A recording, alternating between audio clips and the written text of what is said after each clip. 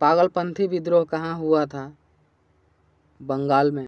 पागलपंथी विद्रोह वर्ष 1813 ईस्वी में बंगाल के मोमेनसिंधी के क्षेत्र में हुआ था। पागलपंथी विद्रोह के द्वारा तत्कालीन समाज के लोगों द्वारा जमींदारों के अत्याचार के विरुद्ध आवाज़ उठाई गई थी।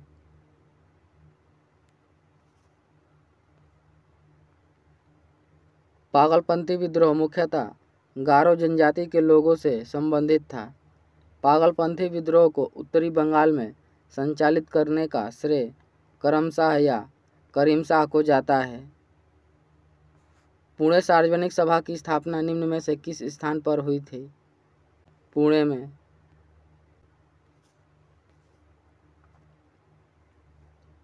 पुणे सार्वजनिक सभा की स्थापना महागोविंद रानाडे ने 2 अप्रैल 1870 को पुणे महाराष्ट्र में किया था। पुणे सार्वजनिक सभा आज़ादी से पूर्व ब्रिटिश भारत में स्थापित एक सामाजिक संगठन था।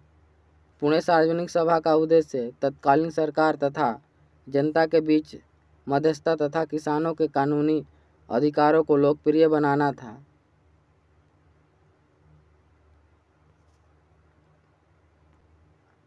सोंग्राम संगमा विद्रोह कहाँ हुआ? असम में। सोंग्राम संगमा विद्रोह 1906 ईस्वी को असम में हुआ था।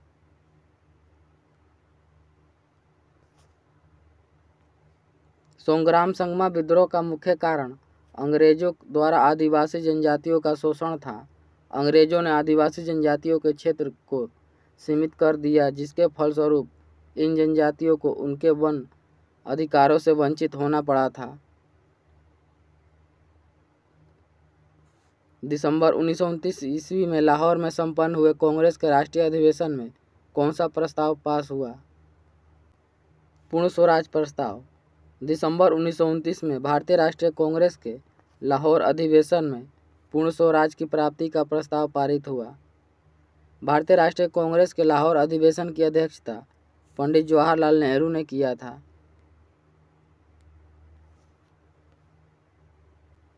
भारतीय राष्ट्रीय कांग्रेस के लाहौर अधिवेशन में यह निर्णय लिया गया कि 26 जनवरी 1930 के दिवस को पूर्ण स्वतंत्रता दिवस के रूप में मनाया जाएगा।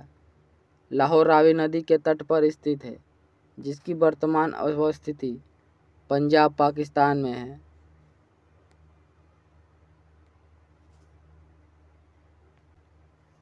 निम्न में से किस समझौता पत्र पर महात्मा गांधी और डॉक्टर भीमराव अंबेडकर के बीच हस्ताक्षर हुए थे, जो अछूतों को नए अधिकार देता है?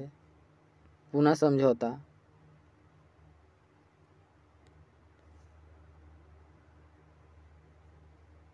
महात्मा गांधी तथा भीमराव अंबेडकर के मध्य पुणे समझौता 24 सितंबर 1932 को हुआ था।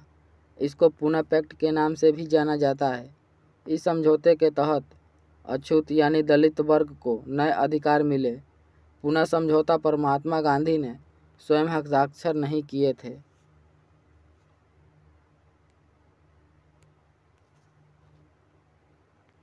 महात्मा गांधी किसे अपना राजनीतिक गुरु मानते थे? गोपाल कृष्ण गोखले को। महात्मा गांधी राजनीतिक गुरु गोपाल कृष्ण गोखले को मानते थे। गोपाल कृष्ण गोखले के राजनीतिक गुरु महात्मा गोविंद रानाडे थे।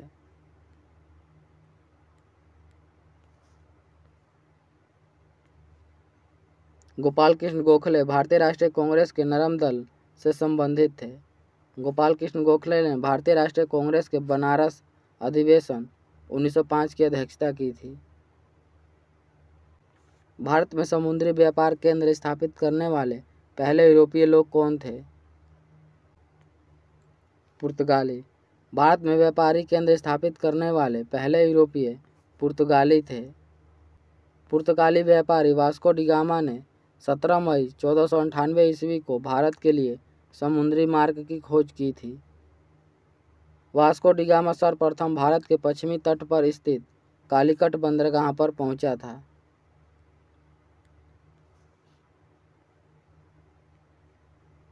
भारत आने वाले यूरोपीय शक्तियों का क्रम कुछ इस प्रकार है: पुर्तगाली, डच, अंग्रेज, डेनिश और फ्रांसीसी।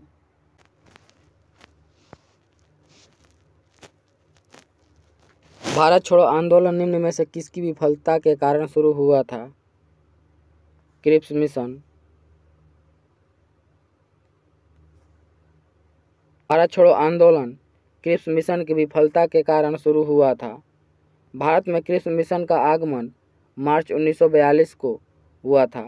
क्रिप्स मिशन की विफलता का मुख्य कारण भारत को पूर्ण रूप से स्वतंत्रता न देकर विभाजित डोमिनियन स्टेट का दर्जा प्रदान करना था।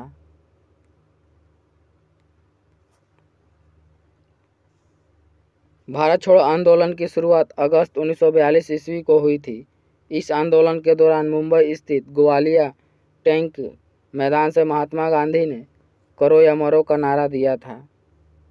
ईस्ट इंडिया कंपनी ने भारत के किस शहर में अपना पहला व्यापारिक केंद्र स्थापित किया था? सूरत में।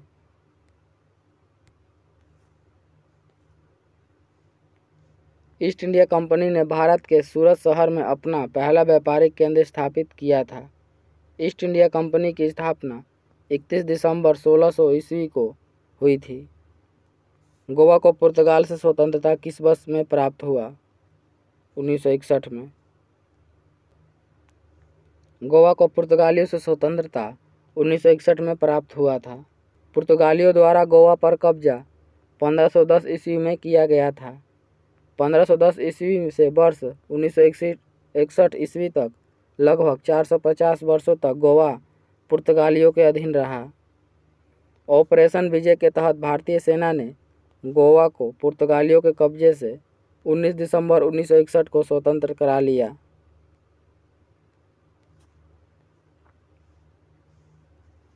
भारत में अंग्रेजों द्वारा निर्मित पहला किला कौन था?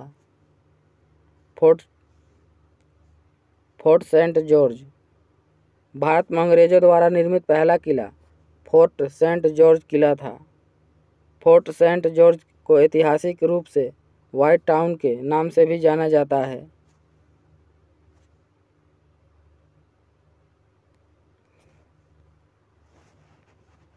फोर्ट सेंट जॉर्ज किले की स्थापना वर्ष 1640 ईस्वी में ईस्ट इंडिया कंपनी द्वारा तत्कालीन मद्रास वर्तमान में चेन्नई तमिलनाडु राज्य में स्थित है।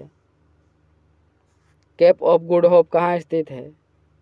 दक्षिण अफ्रीका में। केप ऑफ गुड होप दक्षिण अफ्रीका में स्थित है। केप ऑफ गुड से होकर ही पुर्तगाली व्यापारी वास्को डी गामा कालीकट के तट पर पहुंचा था। केप ऑफ गुड होप पर पहुंचने का श्रेय सर्वप्रथम पुर्तगाली व्यक्ति बार्टोलोम्यू डियास को जाता है। केप ऑफ गुड का अन्य नाम केप ऑफ गुड होप का अन्य नाम उत्तरमासा अंतर्द्वीप है।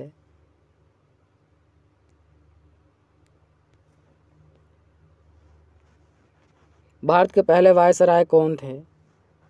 कैनिंग। भारत के प्रथम वायसराय लॉर्ड कैनिंग थे। लॉर्ड कैनिंग का कार्यकाल वायसराय के रूप में 1 नवंबर 1858 ईस्वी से 21 मार्च 1862 तक था। गवर्नर ऑफ इंडिया एक्ट 1858 के अनुसार भारत के गवर्नर जनरल ऑफ इंडिया को भारत का वायसराय घोषित किया गया।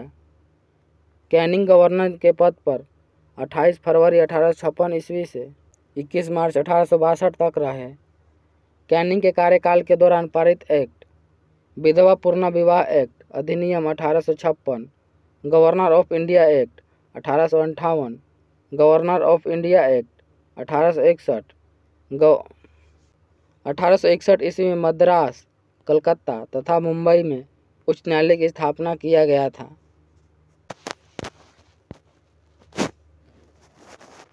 किसान सभा आंदोलन किस राज्य में प्रारंभ हुआ? बिहार में। किसान सभा आंदोलन बिहार राज्य में प्रारंभ हुआ था। किसान सभा आंदोलन का नेतृत्व बिहार में स्वामी सहजानंद सरस्वती ने किया था। स्वामी सहजानंद सरस्वती ने वर्ष 1929 ईस्वी में बिहार के प्रांतीय किसान सभा का गठन किया था। पावना किसान विद्रोह निम्न में से किस राज्य में हुआ? पश्चिम बंगाल में।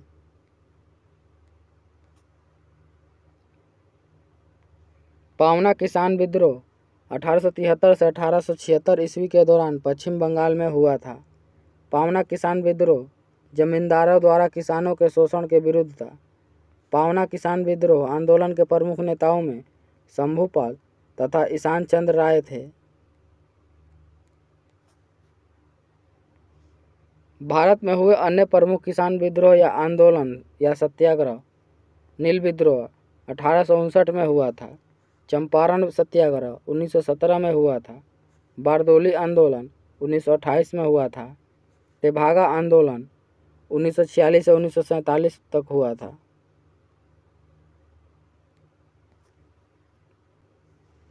जमींदार एसोसिएशन की स्थापना कब की गई? 1838 ईस्वी में। जमींदार एसोसिएशन की स्थापना वर्ष 1838 में हुई थी। जमींदार एसोसिएशन को ही लैंडर होल्डर सोसाइटी के रूप में जाना जाता है। जमींदार एसोसिएशन के संस्थापकों में द्वारकनाथ टैगोर प्रमुख थे। भारत में सती प्रथा का अंत किसने किया? विलियम बेंटिक ने। भारत में सती प्रथा का अंत विलियम बेंटिक ने किया था। विलियम बेंटिक 1834 ईस्वी में भारत के प्रथम गवर्नर जनरल नियुक्त हुए थे।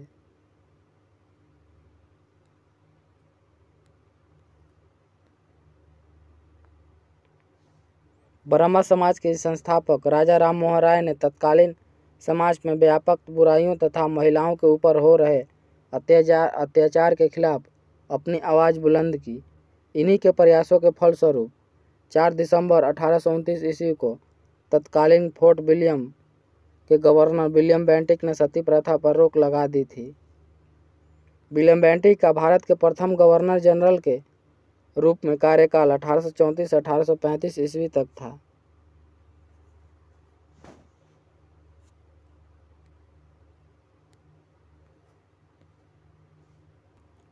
नील विद्रोह निम्न में से किस राज्य में हुआ? पश्चिम बंगाल में। नील विद्रोह पश्चिम बंगाल में हुआ था। नील विद्रोह 1859 ईस्वी में हुआ था। यह विद्रोह भारतीय किसानों का प्रथम सफल विद्रोह था।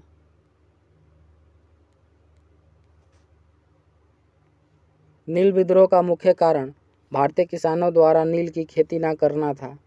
नील विद्रोह के प्रमुख नेताओं में विष्णु विश्वास तथा दिगंबर विश्वास थे। भारतीय किसानों द्वारा नील की खेती न करने के कारण वर्ष 1860 ईस्वी में नील आयोग की नियुक्ति हुई थी।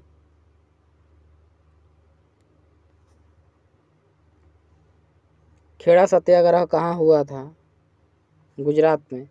खेड़ा सत्याग्रह 1918 ईस्वी को गुजरात में हुआ था।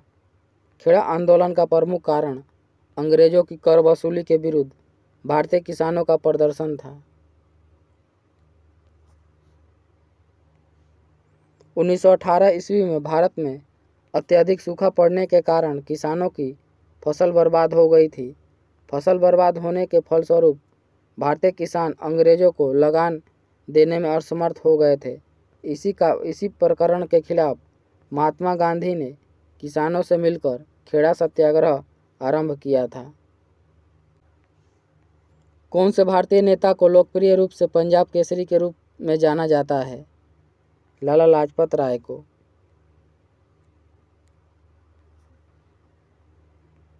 भारतीय नेता लाला लाजपत राय को लोकप्रिय रूप से पंजाब केसरी के नाम से जाना जाता है। मौलाना अबुल कलाम आज़ाद को भारतीय राष्ट्रीय कांग्रेस के सबसे युवा अध्यक्ष बने थे। रविंद्रनाथ टैगोर प्रथम एशियाई तथा भारतीय व्यक्ति थे जिन्हें नोबेल पुरस्कार प्राप्त हुआ था। सरदार वल्लभ भाई पटेल की सबसे ऊंची प्रतिमा गुजरात के केवड़िया नामक स्थान पर स्थित है, जिसको स्टैच्यू ऑफ यूनिटी के नाम से जाना जाता है। इसकी ऊंचाई 182 मीटर है। भारतीय राष्ट्रीय कांग्रेस की स्थापना किस वर्ष में हुई थी? 1885 में।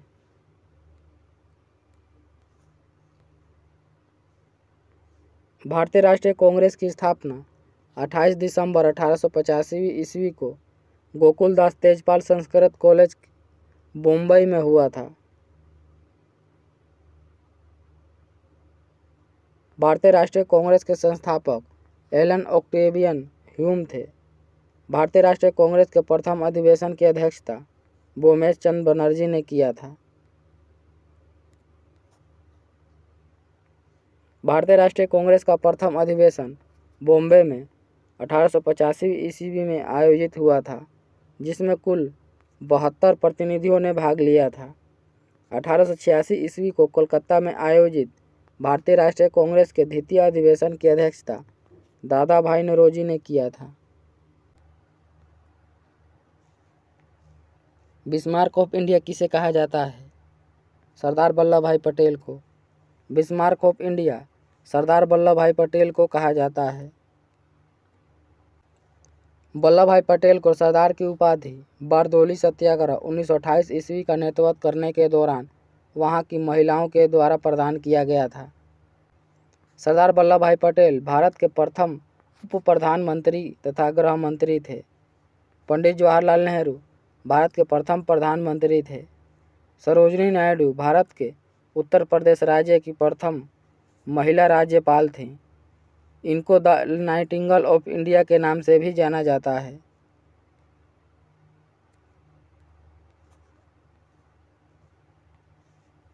बिपिन चंद्र पाल ने कौन सा समाचार पत्र शुरू किया था? New India. बिपिन चंद्र पाल ने न्यू इंडिया साप्ताहिक समाचार पत्र की शुरुआत किया था। न्यू इंडिया साप्ताहिक समाचार पत्र अंग्रेजी भाषा में 1901 ईस्वी में प्रकाशित हुआ था। बिपिन चंद्र पाल भारतीय राष्ट्रीय कांग्रेस के गरम दल से संबंधित थे। सुधारक समाचार पत्र की शुरुआत गोपाल अगरकर ने किया था। यह अंग्रेजी तथा मराठी दोनों भाषाओं में प्रकाशित होता था। यह 1888 ईस्वी में प्रकाशित हुआ था। वंदे मातरम समाचार पत्र की शुरुआत अरविंद घोष ने किया था। यह अंग्रेजी में प्रकाशित होता था। यह 1905 ईस्वी में प्रकाशित हुआ था। तलवार समाचार पत्र से संबंधित व्यक्ति वीरेंद्र नाथ चट्टोपाध्याय तथा मैडम भिकाजी कामा थी। ब्रह्मा समाज के संस्थापक कौन थे? राजा राम मोहन राय। ब्रह्मा समाज के संस्थापक राजा राम मोहन राय थे। राजा राम मोहन राय ने ब्रह्मा समाज की स्थापना 1828 ईस्वी में किया था। इन्हें भारतीय नवजागरण का अग्रदूत माना जाता है। इनके द्वारा 1815 ईस्वी में आत्मीय सभा की स्थापना की गई थी। राजा राम मोहन राय द्वारा 3 पत्रिकाओं का प्रकाशन किया गया, जो निम्नलिखित है। संवाद कौमुदी यह साप्ताहिक समाचार पत्र था। यह बंगाली भाषा में आयोजित होता था। ब्रह्मांडवादी मिरात उल अखबार यह भी साप्ताहिक समाचार पत्र था। यह फारसी भाषा में प्रकाशित होता था। मुगल सम्राट अकबर द्वितीय ने राजा राम मोहन राय को राजा की उपाधि से सुशोभित किया था। राजा राम मोहन राय के अथक प्रयासों के फलस्वरूप ही भारत में सती प्रथा पर रोक लगी थी। राजा राम मोहन राय की मृत्यु 27 सितंबर 1833 ईस्वी को ब्रिस्टल ब्रिटेन में हुआ था। इनमें से कौन सा खोजकर्ता भारत आना चाहता था किंतु इसके बजाय अमेरिका के तट पर पहुंच गया? Christopher Columbus.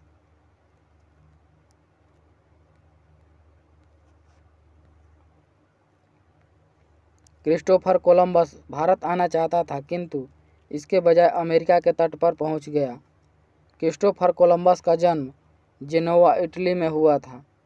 क्रिस्टोफर कोलंबस ने अपनी प्रथम यात्रा पालोस बंदरगाह वर्ष 1492 ईस्वी में शुरू किया था। क्रिस्टोफर कोलंबस को अमेरिका की खोज के लिए जाना जाता है।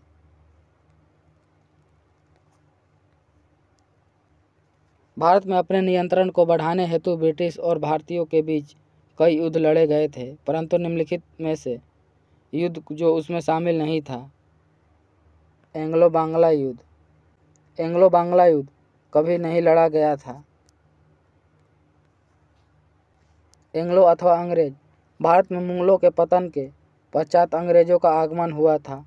अंग्रेजों ने भारत पर अपने अधिकार तथा वर्चस्व को स्थापित करने के लिए अनेकों लड़ाइयाँ लड़ी।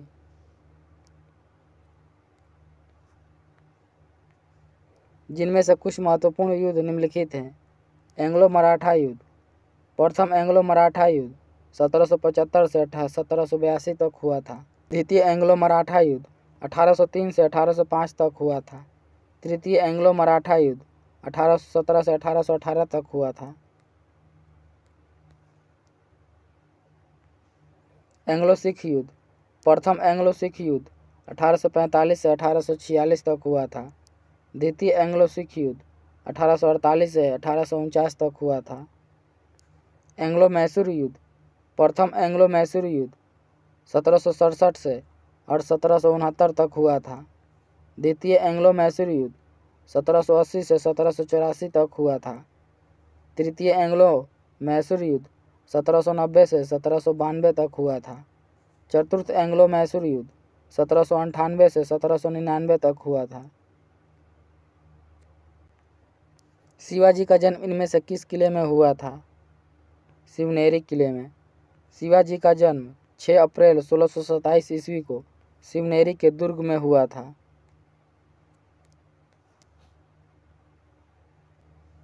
शिवाजी के पिता का नाम शाहजी भोसले तथा माता का नाम जीजाबाई था।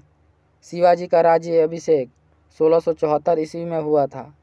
राज्य अभिषेक होने के पश्चात ही इनको छत्रपति की उपाधि से सुशोभित किया गया था। शिवाजी की मृत्यु 1680 ईस्वी में हुई थी।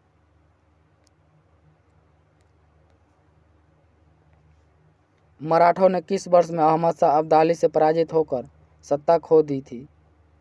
1761 में। मराठों ने 1761 ईस्वी में अहमद शाह अब्दाली से पराजित होकर सत्ता खो दी थी।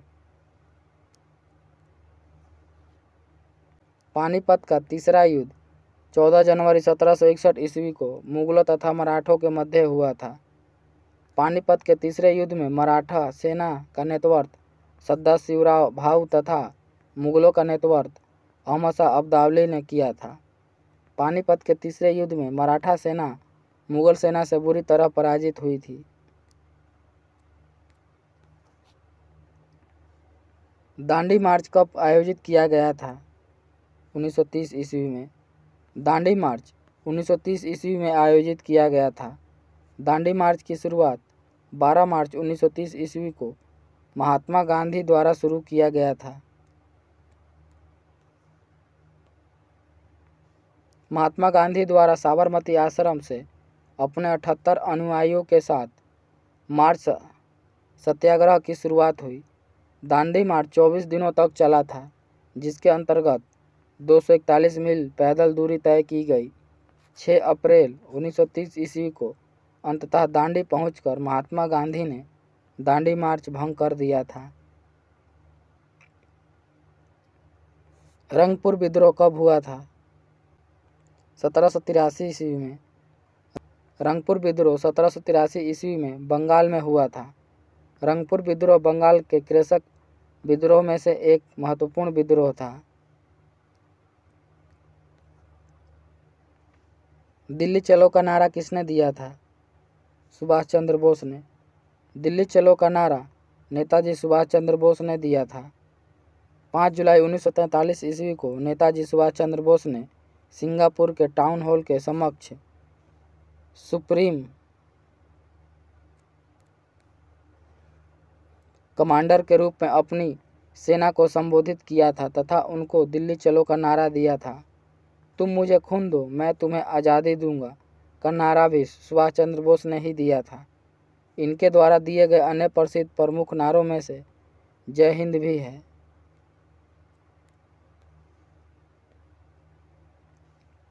Aligarh Mohammedan Anglo oriental college किसने स्थापित किया था?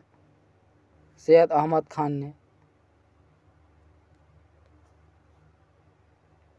अलीगढ़ में मोहम्मडन एंग्लो ओरिएंटल कॉलेज को सैयद अहमद खान ने स्थापित किया था।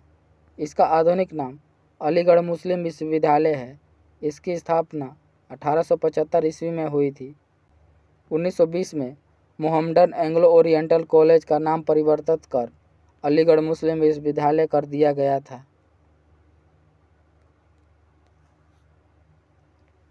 सैयद अहमद खान को अलीगढ़ आंदोलन का प्रमुख माना जाता है। भारतीय स्वतंत्रता संग्राम 1857 के प्रमुख कारणों को स्पष्ट करने के लिए इन्होंने the causes of the Indian revolt नामक पुस्तक लिखी थी। सैयद अहमद खान को ही साइंटिफिक सोसाइटी की स्थापना का श्रेय जाता है। ब्रिटिश इंडिया कंपनी द्वारा नियुक्त 1833 ईस्वी में भारत का पहला ब्रिटिश गवर्नर जनरल कौन था? William Bentinck. भारत का पहला British governor general William Bentinck था। गवर्नर जनरल के पद पर विलियम बेंटिक का कार्यकाल 22 अप्रैल 1834 ईस्वी से 20 मार्च 1835 तक था। लाहौर कांग्रेस अधिवेशन के अध्यक्ष कौन थे? पंडित जवाहरलाल नेहरू। भारतीय राष्ट्रीय कांग्रेस के लाहौर अधिवेशन की अध्यक्षता पंडित जवाहरलाल नेहरू ने किया था।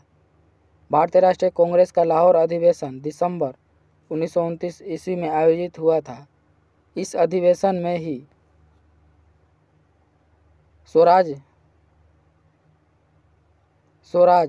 पूर्ण स्वतंत्रता का प्रस्ताव पारित किया गया था। इस अधिवेशन में ही 26 जनवरी 1930 को प्रथम स्वतंत्रता दिवस के रूप में मनाए जाने की घोषणा की गई थी।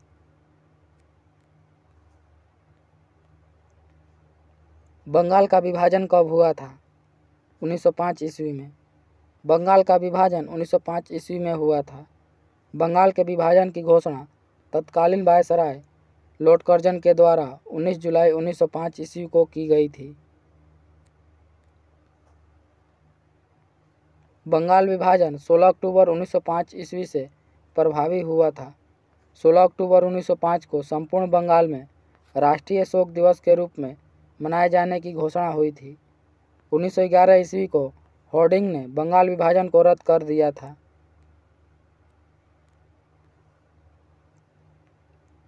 इनमें से किसने सविनय अवज्ञा आंदोलन तमिलनाडु में आयोजित किया था? श्री राजगोपालाचारी ने। श्री राजगोपालाचारी द्वारा तमिलनाडु में सविनय अवज्ञा आंदोलन आयोजित किया गया था। श्री राजगोपालाचारी स्वतंत्र भारत के प्रथम भारतीय गवर्नर जनरल थे। इनका कार्यकाल 21 जून 1948 से 26 जनवरी 1950 तक था। श्री राजगोपालाचारी को भारत रत्न वर्ष 1954 ईस्वी में मिला था।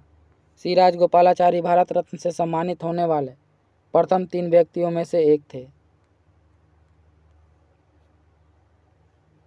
किस चार्टर कानून ने भारत में ईस्ट इंडिया कंपनी के एकाधिकार कारोबार को खत्म कर दिया था?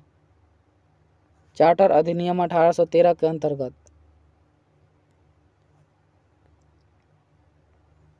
चार्टर अधिनियम 1813 के भारत में ईस्ट इंडिया कंपनी के व्यापारिक एकाधिकार को समाप्त कर दिया था।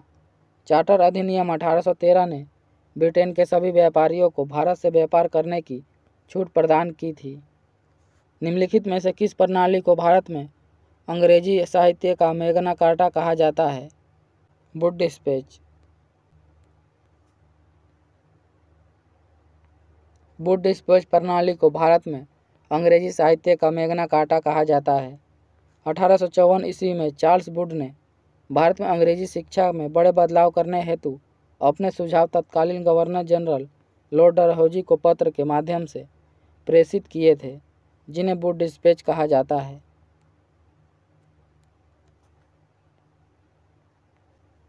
प्लासी के युद्ध में ब्रिटिश ईस्ट इंडिया कंपनी के सैन्य दल का नेतृत्व किसने किया था? रॉबर्ट क्लाइव ने। प्लासी के युद्ध में ब्रिटिश इंडिया कंपनी का सैन्य नेतृत्व रॉबर्ट क्लाइव ने किया था।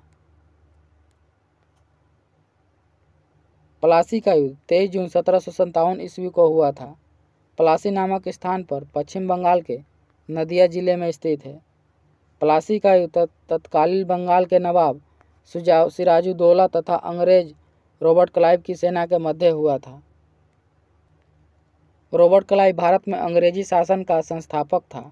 Robert Clive east India company द्वारा भारत में नियुक्त बंगाल का प्रथम गवर्नर था। रॉबर्ट क्लाइव को बंगाल में देश शासन प्रणाली का जनक माना जाता है।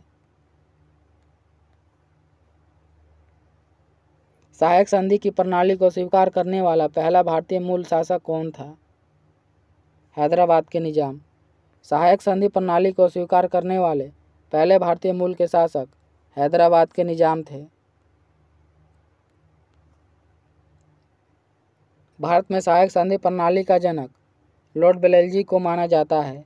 इस प्रणाली की शुरुआत भारत में 1798 ईस्वी में मैसूर दूसरा भारतीय राज्य था, जिसने वर्ष 1799 में सहायक संधि की प्रणाली को स्वीकार किया था।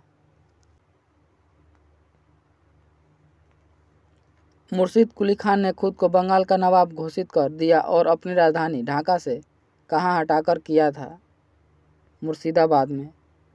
मुर्शीद कुली खान ने खुद को बंगाल का नवाब घोषित कर दिया और अपनी राजधानी ढाका से हटाकर मुर्शिदाबाद कर दिया था। मुर्शीद कुली खान मुगल सम्राट द्वारा नियुक्त बंगाल का अंतिम सूबेदार था।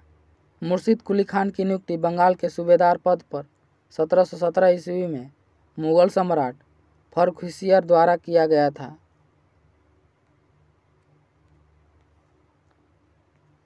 मुर्शीद कुली खान ने मुर्शिदाबाद स्थित कटरा मस्जिद का निर्माण किया था। इसी मस्जिद में 30 जून 1727 ईस्वी को इनकी मृत्यु हुई थी। श्रीरंगपट्टनम में हुए चौथे एंग्लो मैसूर युद्ध में किसकी हत्या हुई थी? हैदर अली की।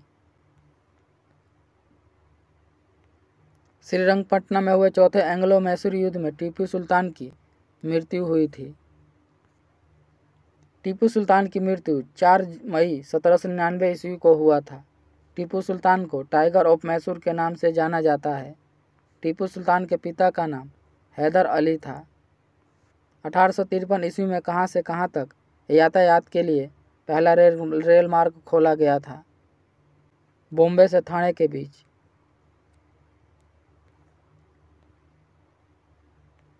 1853 ईस्वी में बॉम्बे से थाने तक यातायात के लिए पहला रेल मार्ग खोला गया था। यह रेल मार्ग 34 किलोमीटर लंबा था। भारत में रेल प्रणाली की शुरुआत 16 अप्रैल 1853 ईस्वी में हुई थी। भारत में रेलवे का जनक लॉर्ड डलहौजी को कहा जाता है। भारतीय रेल एशिया की दूसरी तथा विश्व की चौथी सबसे बड़ी रेल प्रणाली है। भारतीय रेलवे बोर्ड की स्थापना 1905 ईस्वी तथा भारतीय रेलवे का राष्ट्रीयकरण 1950 में हुआ था। 1793 ईस्वी में बंगाल, बिहार और उड़ीसा में किसकी शुरुआत हुई? स्थायी बंदोबस्त की। 1793 ईस्वी में बंगाल, बिहार और उड़ीसा में स्थायी बंदोबस्त की शुरुआत हुई थी। भारत में स्थायी बंदोबस्त का जनक लॉर्ड कॉर्नवालिस को कहा जाता है। इस व्यवस्था का अन्य नाम इस्तमरारी व्यवस्था भी है। इस व्यवस्था को बिहार, बंगाल, उड़ीसा, पूर्वी उत्तर प्रदेश तथा दक्षिणी भारत के कुछ स्थानों पर लागू किया गया था। स्वतंत्रता प्राप्ति से पूर्व भारत का सर्वप्रथम जूट मिल कहाँ स्थापित किया गया था? बंगाल में। स्वतंत्रता प्राप्ति से पूर्व भारत का सर्वप्रथम जूट मिल बंगाल में स्थापित किया गया था। इसकी स्थापना 1855 ईस्वी में हुई थी। भारत में सर्वाधिक जूट उत्पादन राज्य पश्चिम बंगाल है। विनोबा भावे द्वारा शुरू किए गए भूदान ग्रामदान आंदोलन को और किस नाम से जाना जाता है? रक्त रहित क्रांति।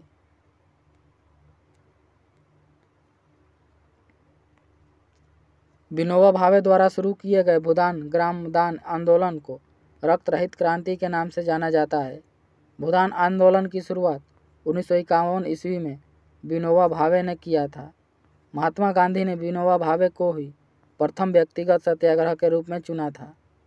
विनोबा भावे रैमसे मैग्सेसे पुरस्कार प्राप्त करने वाले प्रथम भारतीय व्यक्ति थे। इन्हें यह पुरस्कार 1958 ईस्वी में दिया था।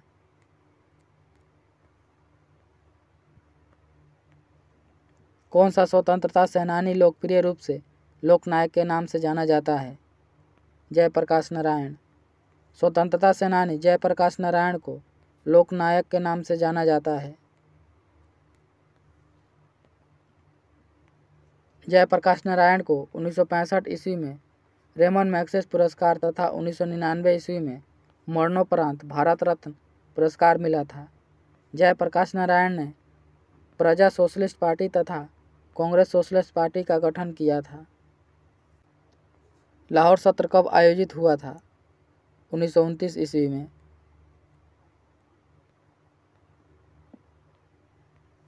लाहौर सत्र 1929 ईस्वी में आयोजित हुआ था। इस सत्र की अध्यक्षता पंडित जवाहरलाल नेहरू ने किया था। भारतीय राष्ट्रीय कांग्रेस के इस सत्र में ही 26 जनवरी 1930 ईस्वी को प्रथम स्वाधीनता दिवस मनाने की घोषणा हुई थी। भारतीय राष्ट्रीय कांग्रेस के अन्य महत्वपूर्ण सत्र तथा उनके अध्यक्ष। सूरत अधिवेशन 1907 ईस्वी में हुआ था। इसकी अध्यक्षता डॉक्टर रास बिहारी बोस ने किया था। कोलकाता अधिवेशन की अध्यक्षता 1911 में हुआ था। इसकी अध्यक्षता पंडित बिशन नारायण धर ने किया था। लखनऊ सत्र 1916 में हुआ था। इसकी अध्यक्षता अंबिका चरण मजूमदार ने किया था। बेलगाम सत्र 1924 में हुआ था। इसकी अध्यक्षता महात्मा गांधी ने किया था। कानपुर सत्र 1925 में हुआ था। इसकी अध्यक्षता सरोजनी नायडू ने किया था। वर्ष 1899 से 1900 ईस्वी के बीच हुए मुंडा विद्रोह का नेता कौन था? बिरसा मुंडा।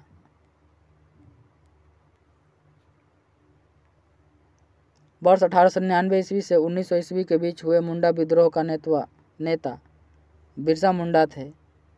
मुंडा विद्रोह को ही उलगुलान विद्रोह कहा जाता है। मुंडा विद्रोह की शुरुआत झारखंड राज्य के छोटा नागपुर से हुआ था।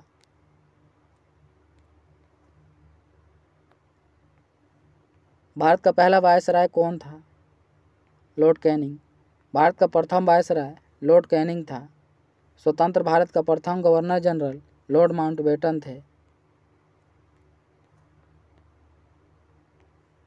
भारत में ईस्ट इंडिया कंपनी को नियंत्रित और विनियमित करने के लिए ब्रिटिश सरकार ने कौन सा अधिनियम लागू किया था? रेगुलेटिंग अधिनियम 1773।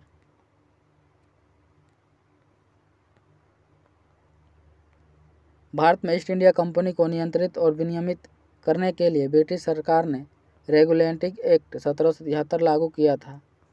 पिट्स इंडिया अधिनियम 1784। इस अधिनियम का मुख्य उद्देश्य रेगुलेटिंग एक्ट 1773 की कमियों को दूर करना था। चार्टर अधिनियम 1833। इस अधिनियम को भारत सरकार अधिनियम 1833 अथवा सेंट हेलेना अधिनियम 1833 भी कहा जाता है। भारत सरकार अधिनियम 1909। इस अधिनियम को मार्ले मिंटो सुधार अधिनियम के नाम से भी जाना जाता है। इस अधिनियम के द्वारा मुसलमानों के लिए अलग निर्वाचन प्रणाली की व्यवस्था की गई थी।